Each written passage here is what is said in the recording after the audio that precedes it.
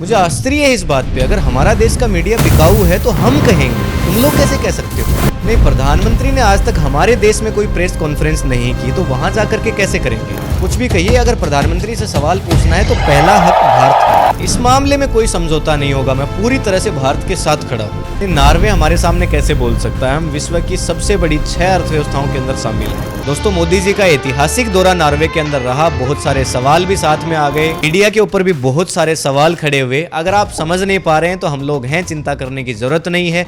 आपके सभी सवालों के ईमानदारी से जवाब देने का प्रयास करेंगे। शुरू करते हैं। सर, नॉर्वे में आखिर ऐसा क्या हुआ जो इतना बड़ा विवाद बना? देखिए, मोदी जी इतिहास बनाने के लिए पहुंचे थे नॉर्वे जी। भारत की मीडिया ने इसको एक डिजिटल इवेंट की तरह पेश किया। 43 साल बाद, 43 इयर्स के बाद कोई प्रधानमंत्री भारत से नॉर्वे गया। जी। अगर प्रधानमंत्री नॉर्वे पहले चले जाते तो शायद ये चर्चाएं पहले भी हो सकती थी। जी। सारी चीजें पहले से सेट थी, बता दिया गया था कि भाई कोई भी एक्स्ट्रा क्वेश्चन आप लोग नहीं पूछ सकते हैं। मोदी और नॉर्वे के जो प्रधानमंत्री हैं, दोनों अपना जो स्पीच है वो पढ़ करके निकल रहे थे वहां से। जी।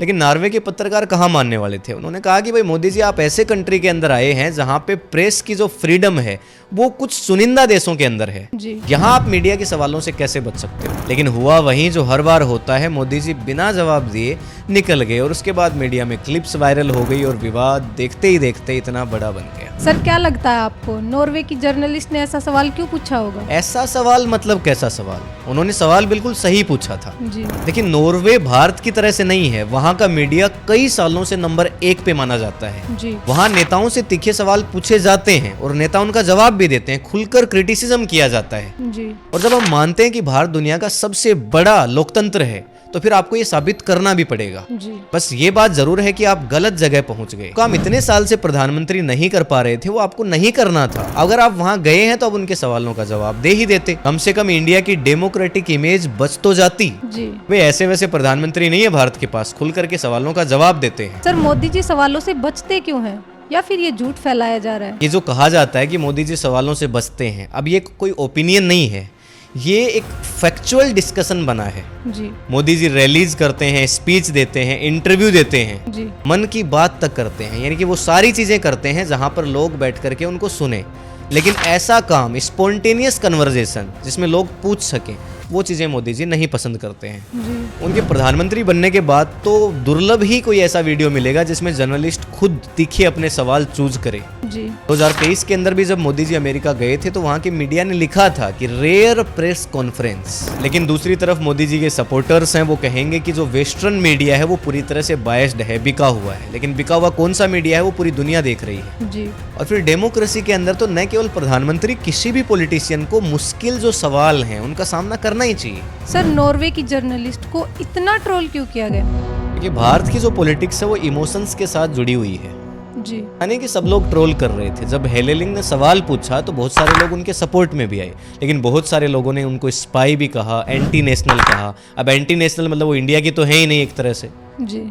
लोगों ने इंडियन हेटर होने का सीधा आरोप लगाया। उधर से भी उन्होंने प्रतिक्रिया दी कि I am a journalist, I am not a spy. मामला फिर और बढ़ गया, लोग ट्रोल करने लगे। इंटरनेशनल मीडिया ने भी इसके ऊपर लिखा कि भाई सिर्फ एक सवाल पूछने के लिए आप किसी पत्रकार को इस तरह से ट्रोल कैसे कर सकते हो। लेकिन उनको क्या पता कि भारत के अंदर तो ये आम बात है। जी। ये सवाल तो मोदी जी के सामने था, आप उनके पीछे से सवाल उठा करके देख लीजिए, लोग आपको ट्रोल कर देंगे। सर, इस मामले में सबसे बड़ी शर्मिंदगी किस बात पे हुई? देखिए, शर्मिंदगी की जो सबसे बड़ी बात है वो मुझे ये लगी कि ये इवेंट जो था उसमें अचीवमेंट बहुत सारी थी इस विजिट के अंदर, लेकिन उस पर कोई बात ही नहीं कर रहा है। जी। क्लीन एनर्जी की डील्स हुई हैं, आर्कटिक कोऑपरेशन के बारे में वहां डील्स हुई, भारत नॉर्वे के साथ में रिसर्च पार्टनर भी बनने जा रहा है, बहुत सारे बिजनेस एग्रीमेंट की बातें भी वहां पे हुई हैं। लेकिन हेडलाइंस में पूरी दुनिया में क्या छपा कि मोदी ने सवालों को अवॉइड किया। क्या हो जाता है अगर सवाल का जवाब दे देते? मैंने तो पहले भी इस वीडियो में कहा है कि भाई मोदी जी की इमेज वहां पे बहुत अच्छी दिखती है कि भारत के पास ऐसे प्रधानमंत्री हैं जो किसी भी कड़े सवाल का जवाब दे सकते हैं। जी। लेकिन जब उस सवाल को टाल करके निकल गए तो प्रधानमंत्री पद की उस समय बेइज्जती हुई। सर, पूरी दुनिया भारत के मीडिया पर सवाल उठा रही है,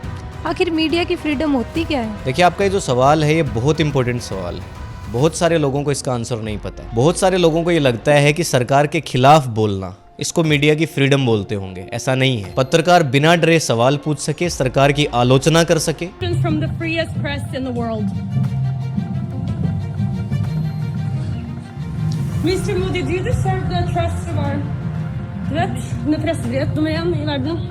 जितने भी करप्शन वगैरह होते हैं उनको एक्सपोज कर सके और बिना डरे रिपोर्टिंग करे, जी इसी को हम प्रेस फ्रीडम बोलते हैं। दूसरी तरफ ये भी होता है कि मीडिया केवल सरकार की तारीफ करे, कभी भी तीखे सवाल न पूछे। अगर आपने सरकार से सवाल पूछ लिया इसका मतलब क्या आप दुश्मन हो गए सरकार के? ऐसे तो आप दिल्ली इतने सारे पॉलिटिशियन से सवाल पूछेंगे, क्या सब आपके दुश्मन हो जाएंगे? तो इसका मतलब तो जो जर्नलिज्म है उसकी आत्मा मर चुकी है। जी और दूसरी तरफ जो पॉलिटिशियंस हैं वो वास्तव में उस पद पे रहने के लायक ही नहीं है। फिर केवल ये नॉर्वे के अंदर नहीं हुआ, नीदरलैंड के अंदर भी ऐसा ही हुआ। जो वहाँ इंडिया के स्पोक्स पर्सन थे वो भी जवाबों से बचते रहे। सर, इस पूरे मामले से हमें क्या सीखना चाहिए? देखिए, आपके आईटी सेल ने उनके पत्रकार को ट्रोल किया। अब ये आपके आईटी सेल ने किया या भारत की जनता ने किया, यह तो हम लोग जानते हैं। जी। लेकिन पूरी दुनिया के सामने इंटरनेशनल मीडिया ने तो यही दिखाया कि भाई देखो, इंडिया के अंदर सवालों को जो है वो टॉलरेट नहीं किया जाता है। इनसे एक सवाल पूछ लिया तो बर्दाश्त नहीं कर पाए, उस पत्रकार को इतना ज्यादा ट्रोल कर दिया। जी तो दुनिया के अंदर ये जो मैसेज गया ये अच्छा नहीं गया। और पहले बात और थी, आप टीवी के ऊपर डिबेट चला देते थे, स्पीच वगैरह दे देते थे और कैसे भी करके मीडिया जो है वो नैरेटिव को कंट्रोल कर लेती थी। लेकिन आज सोशल मीडिया का जमाना है, बहुत सारे लोग इन बिके हुए मीडिया हाउसेज के बाहर भी जर्नलिज्म कर रहे हैं। जी और जब इस तरह की क्लिप्स वायरल होती हैं तो इंटरनेशनल मीडिया तो वैसे उसको बहुत बड़ा बना देता है। तो इस पूरे मामले से किसी भी पॉलिटिशियन को यही सीखना चाहिए कि सवालों के जवाब दे देने चाहिए। जी और फिर आप किसी भी तरह से गलत नहीं है। आपने अपने कंट्री के अंदर इतना अच्छा डेवलपमेंट किया है, इंडिया को आपने इस सिचुएशन पे पहुंचाया है कि आज पूरी इंडिया की जो पॉपुलेशन है वो आपकी तारीफ कर रही है। हर आदमी के पास जॉब्स हैं, कमाने के अवसर हैं और गांव गलियों के अंदर भी सड़कें बना दी हैं आपने। जी हॉस्पिटल आपने इतने अच्छे कर दिए हैं, स्कूल आपने इतने अच्छे कर दिए हैं। जब इतनी सारी चीजें आपने करी हैं तो लोग आपसे क्या ही पूछेंगे, और आप जवाब तो दे ही सकते हैं ना। सर, यही थे हमारे आज के सवाल। ऑडियंस के लिए कोई मैसेज? देखिए, ऑडियंस के लिए मैसेज ये है कि अगर आपकी राय मेरे से डिफरेंट है तो आप कमेंट सेक्शन में लिख करके जरूर बताएं। Comment section is always yours. अगर डिस्कशन पसंद आया है तो लाइक का बटन दबाएं और हमारे फर्दर वीडियोज के लिए चैनल को सब्सक्राइब कर लें और बेल नोटिफिकेशन को भी ऑन करें। मिलेंगे किसी एक और वीडियो के अंदर, तब तक के लिए जय हिंद, जय भारत।